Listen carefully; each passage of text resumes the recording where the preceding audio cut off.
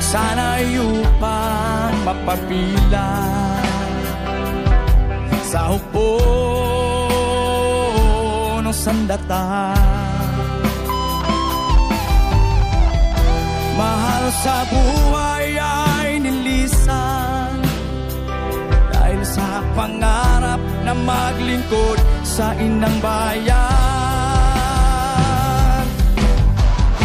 Kapayapaan